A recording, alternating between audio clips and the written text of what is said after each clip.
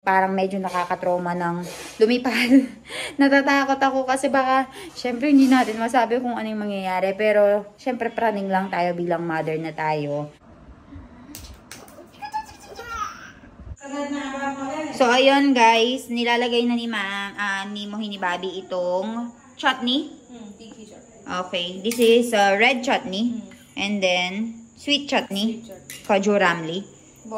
And ito naman yung vara. So, ganyan yung burger dito, guys.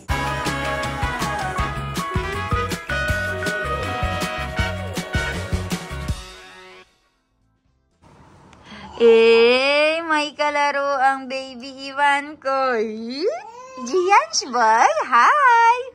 Oh, hi Karo, hi! Hi! Ivan! Jo. Ivan! Naglalaro sila ng Kuya Gianch niya.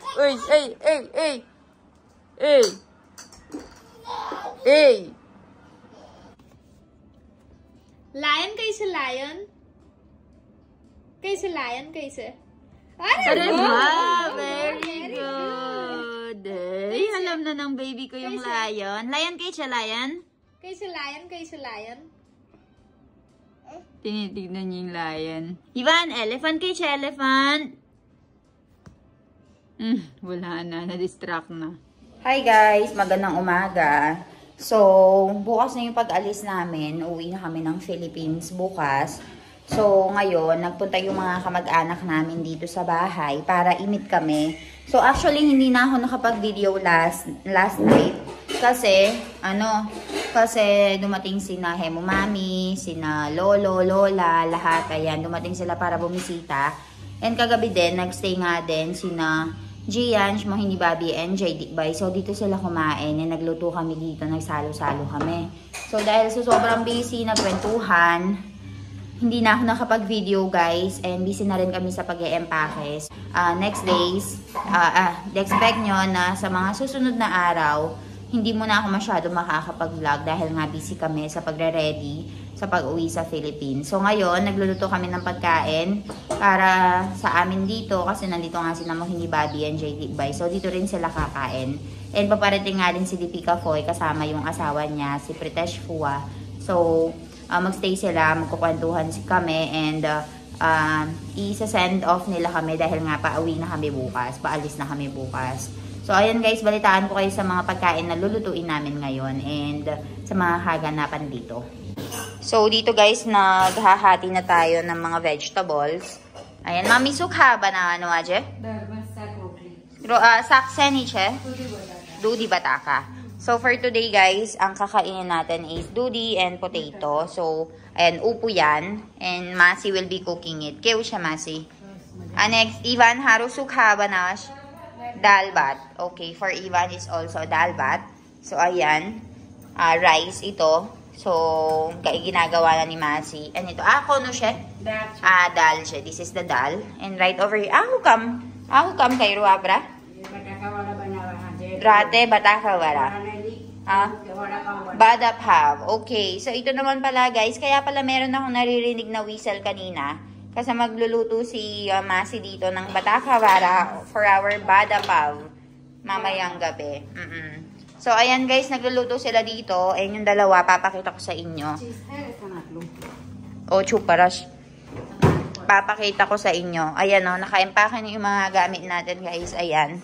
So, i-close na lang natin, tapos i-weigh. Ito yung mga luggages natin. And tingnan natin yung dalawang bata. Ala, Mara Chokro kay Che. Mohini Bobby Kemcho. Ayan. Opa! So, meron silang maraming mga toys dyan. And naglalaro silang dalawa. Chalo.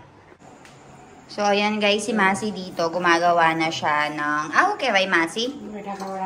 Batakawara mawo. So, ang pagkain natin for today ay batakawara guys. Tapos, gagawin natin dabeli na kay badapav. Badapav. So, gagawa tayo ng badapav guys. So, ang ginagawa niya ngayon is binibilog niya itong mga patatas. Ayan, patatas yan na nilagyan niya ng iba't ibang mga masala. So, masala na ikumasi andar.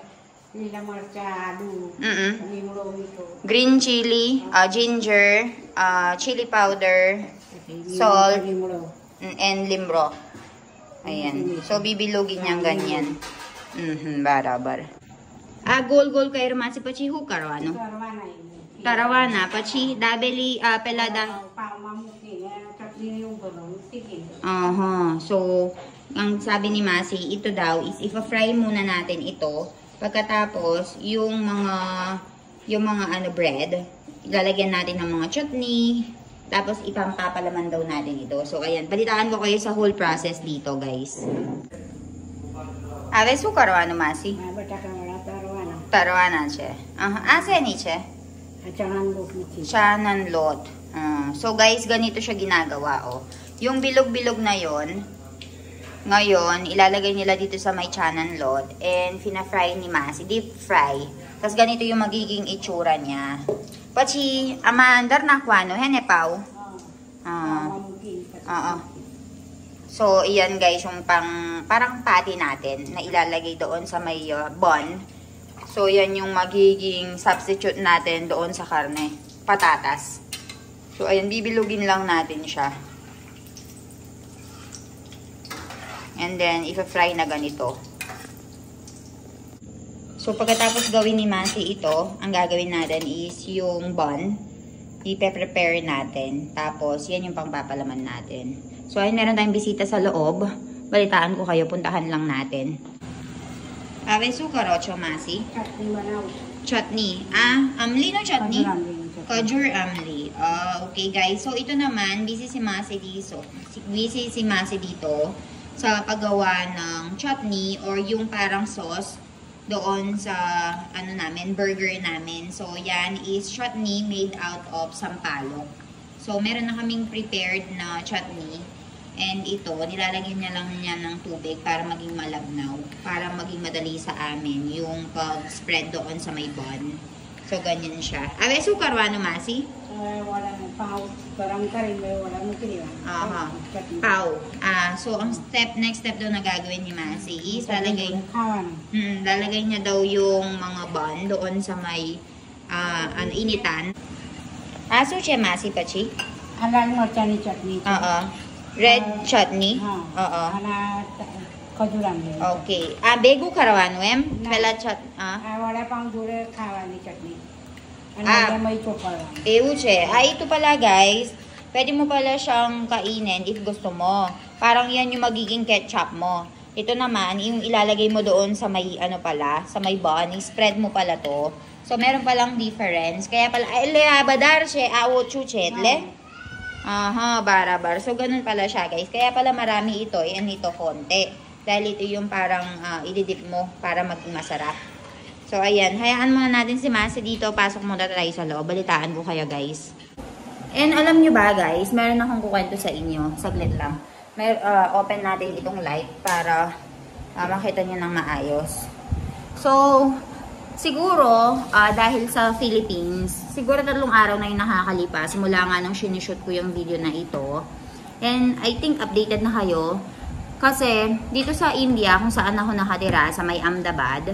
So, Gujarat yon. So, dito rin ako nakatira sa Gujarat. And dun yun yung same na airport na pag-flightan namin tomorrow.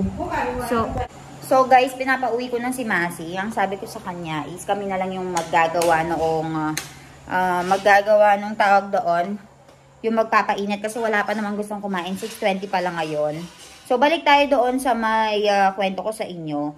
Dito sa may Ahmedabad, India, meron ngang aeroplano na nag-crash, diba? Sabi ko sa inyo. So, yung aeroplano na yon, magpupunta siya ng London. So, from Gujarat, India to London.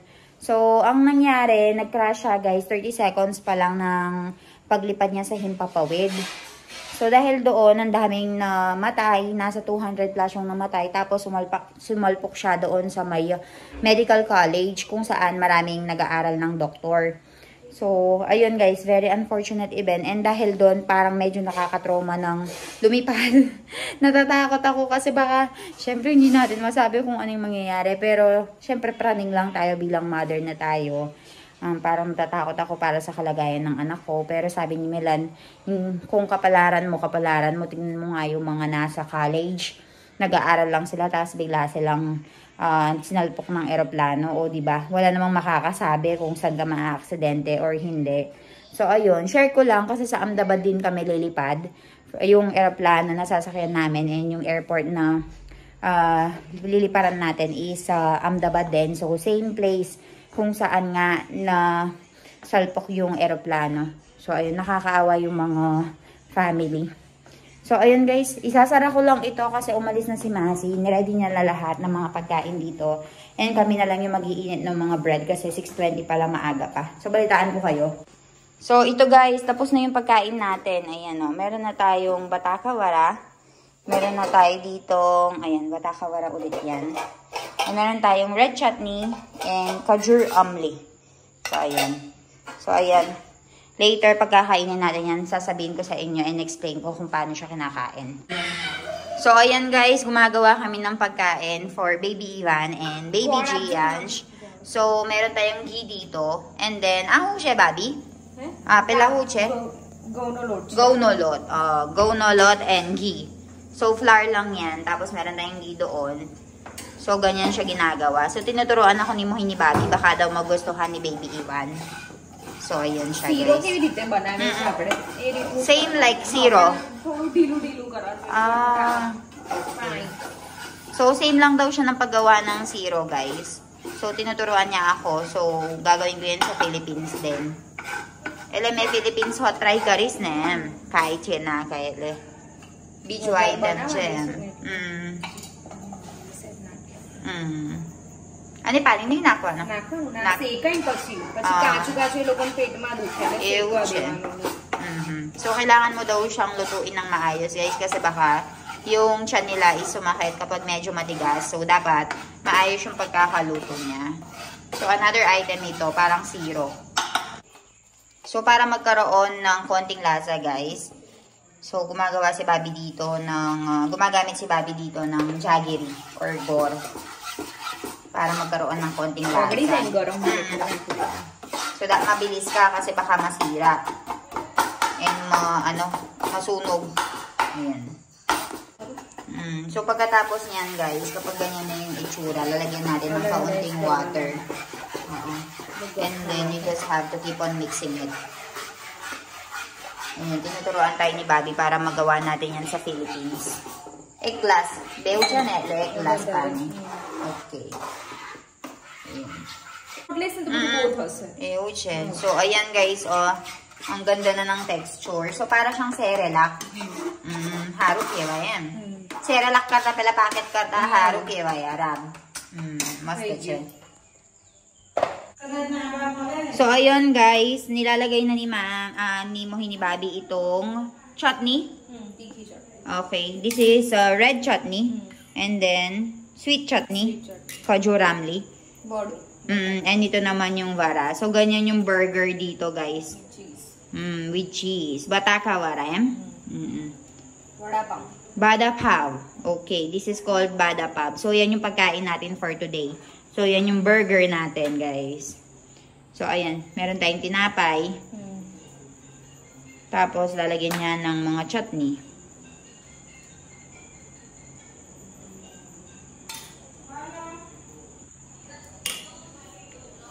Ayan, di ba? Very appetizing tignan.